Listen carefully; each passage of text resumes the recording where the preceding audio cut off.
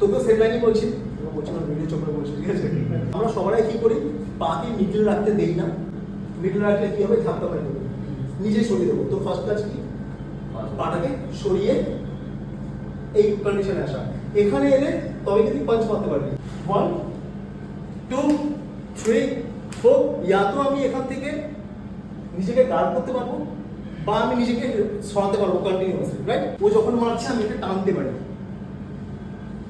তো সেম মোমেন্টে ও ফায়ার, যে পাঁচ যেই মুহূর্তে ধরছি আর ওকে টানছি আমি, 1 1। এবার যেই মুহূর্তে পড়ে গেছে এখানে, ওর হাত এই কন্ডিশনে, পা। ফার্স্ট কাজ হচ্ছে পাটাকে লক করা, সেকেন্ড কাজ হচ্ছে ওর হাতটাকে যে আমি ধরে রেখেছি মাঝখান থেকে হাতটা লক করা, হাত লক, পা লক। এবার অপরেন্ট যতই স্ট্রং হোক না কেন আমি আস্তে আস্তে বের করে দিতে 1। এই হচ্ছে আমার কন্ডিশন, ফুল লক।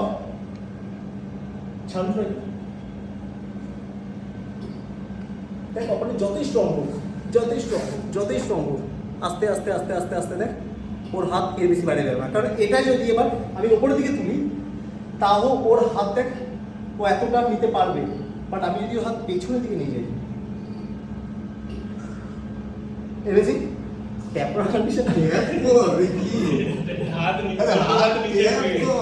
এটা হচ্ছে কন্ডিশন, এটা হচ্ছে তোর হাত দেবো, অচল হাত আটকে গেছে, ট্যাপ করতে পারছি না, মুখ খোলা আছে, ঠিক আছে? এটা হচ্ছে নাম কি বললাম, রিভার্সাল।